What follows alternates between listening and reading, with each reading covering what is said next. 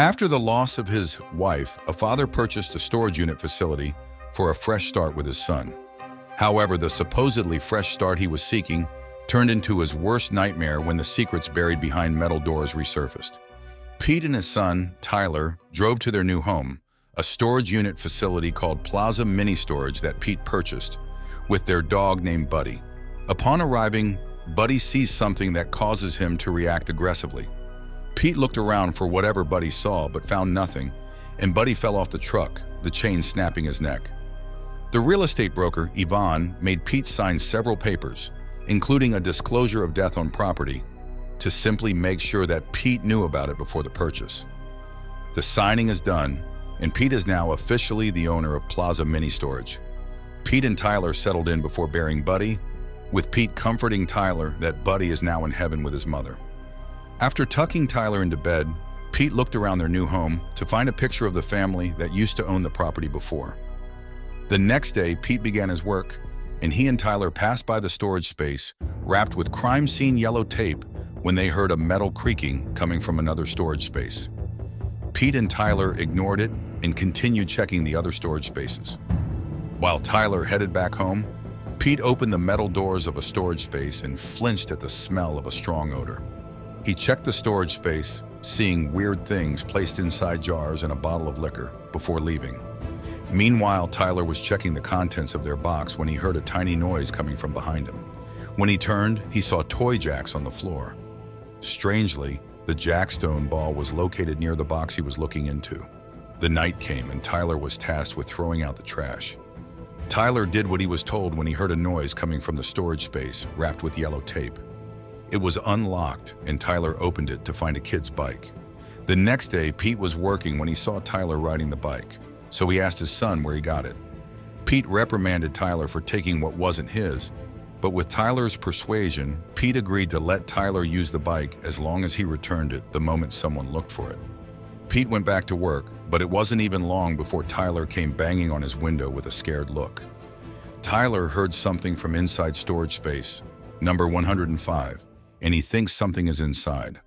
However, Pete didn't believe him and went back to work. Tyler stayed in front of the storage space and put his ear to the door, running away when something from inside banged on the metal doors.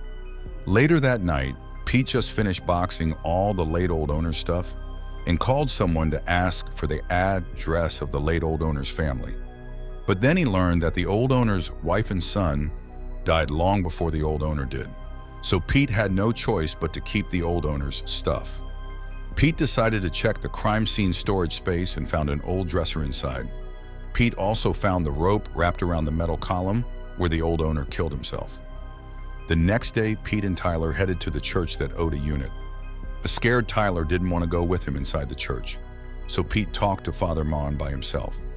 The storage space was rented by a priest called Father Williams, and Father Mann promised to settle the account and remove any of the items left by Father Williams. Pete suggested Father Mann carry on renting, offering a new deal on a yearly rate. Father Mann was reluctant, as he didn't even know what was in the storage space, and decided to check first. Pete and Tyler left with Father Mann staring at them from the window with an odd look on his face. At night, Tyler had a nightmare of him walking through the hallway of a storage unit, remembering Buddy's aggressive behavior before he died, and then screaming in fear when something unseen attacked him. Pete headed inside Tyler's room and checked the room, finding the toy jacks beneath Tyler's face. He then left the room, not realizing that Tyler had been awake all along, staring into nothing with scared, wide eyes. The next day, Pete found Tyler silently staring at Buddy's grave. Seeing the sadness on his son's face, Pete promised to get Tyler a new dog once they got settled. Pete headed back home and called Tyler's doctor to inform her that Tyler had been acting a little off. Dr. Young talked to Tyler about his late mom. Tyler's mom died in a car accident, and there was an implication that the accident was Pete's fault because he was driving the car under the influence. After the death of his mother, Tyler was then sent to live with a foster family before Pete took him back. Then the topic changed to Plaza Mini Storage, and that's when Tyler started acting strange. Tyler didn't like the storage unit facility, and when asked about his dad, Tyler suddenly looked angry, asking if Dr. Young was implying that his dad has gone mad like the mother of a kid named Jack. Dr. Young was afraid after hearing this and asked Tyler how he knew about Jack, but the former had already gone back to his normal self and seemed to have forgotten what he said. Dr. Young called in Pete and informed him that Tyler had suffered emotional trauma after the events that happened in his life. She wanted to see Tyler 2 or 3 times in a week, offering to do it pro bono so she could help Tyler, who was clearly in distress. Pete decided to talk to Tyler first before deciding if he agreed or not. Once Pete and Tyler left, Dr. Young pulled out a file from her drawer. Back in the Plaza mini storage, Father Mann came to check Father William's storage space. He removed all the items and found one toy Jack on the floor before he visited Pete in his office. He asked if there's another locker that the church or Father Williams has occupied. Pete said no, and Father Mann invited him to join them in their Sunday service every week. The next day, Tyler looked inside the dresser in storage space number 17 to find a book and a key to storage space number 105. He took the keys and unlocked the storage space, walking inside just as the metal doors closed on their own. Sometime later, Pete couldn't find Tyler anywhere, but when he came back inside his office, he found Tyler sitting and staring into nothing. Tyler asked why she was here, and Pete was confused before he saw Dr. Young pulling in. When they got back inside the office, Tyler wasn't there anymore. Dr. Young asked Pete if he knew how the old owner died, and Pete guessed that the old owner must have killed himself after losing his wife and son. Dr. Young revealed that the old owner's wife killed their son before taking her own life. Dr. Young was also the doctor who was treating their son Jack. It started out with Jack having nightmares, and he somehow knew things he couldn't possibly know.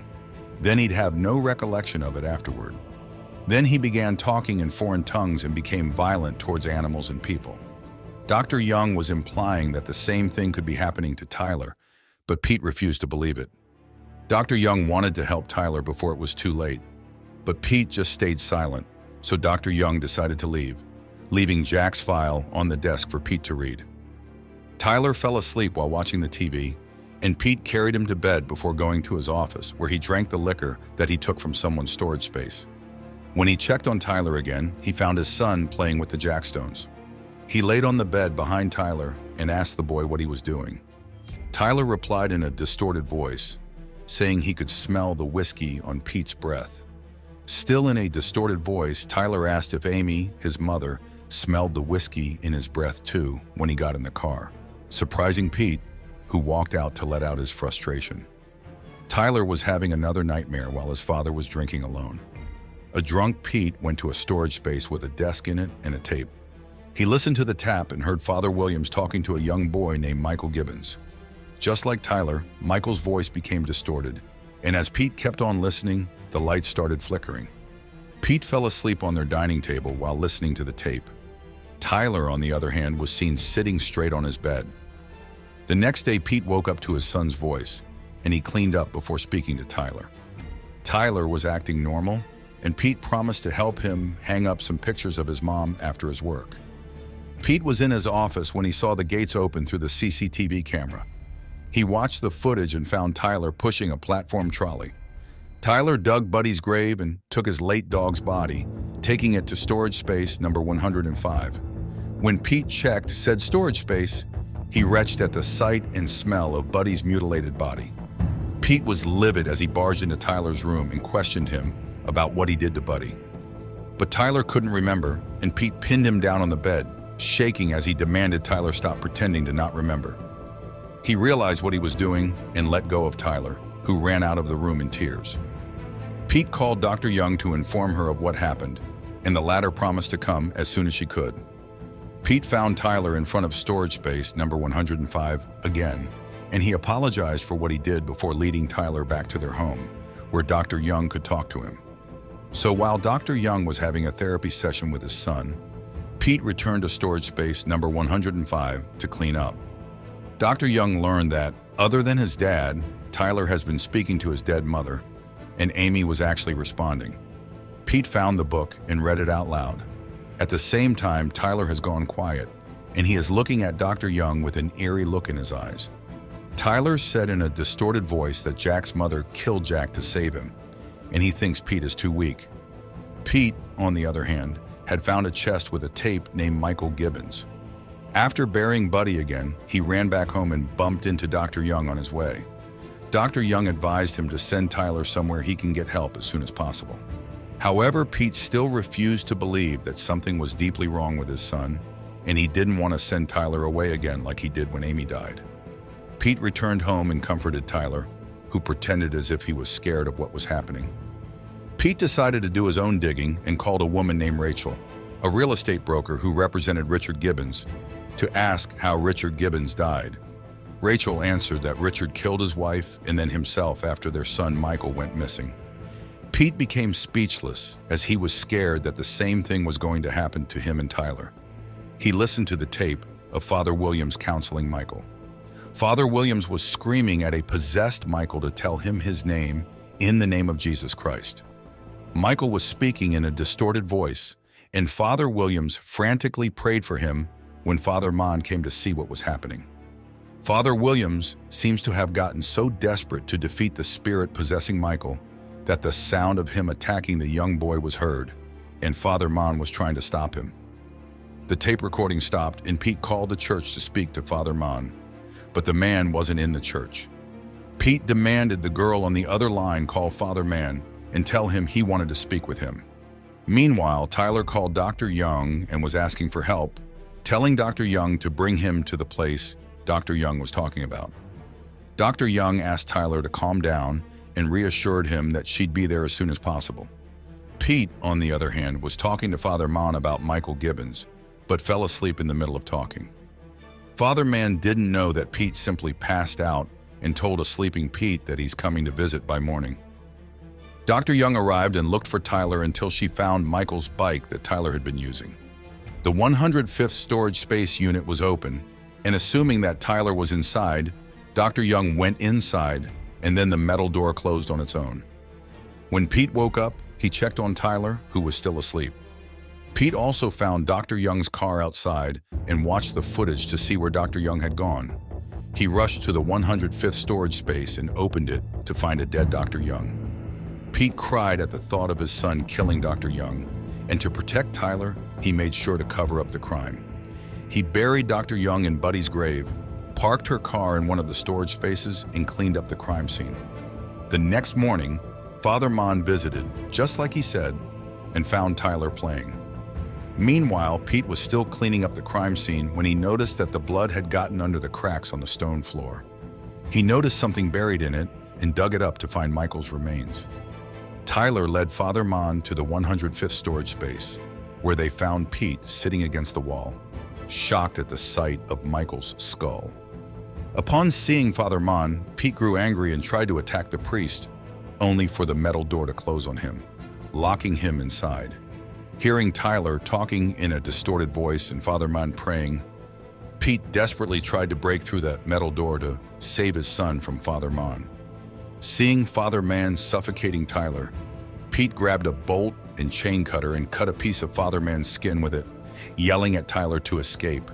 Instead of running away, Tyler grabbed the bolt and chain cutter and impaled Father Mann's neck with them. The movie ended with Pete getting arrested for the murder of Dr. Young and Father Mann, while Tyler became the innocent boy who simply had an insane father. Tyler watched with an eerie smirk on his face as Pete got pushed into a police car.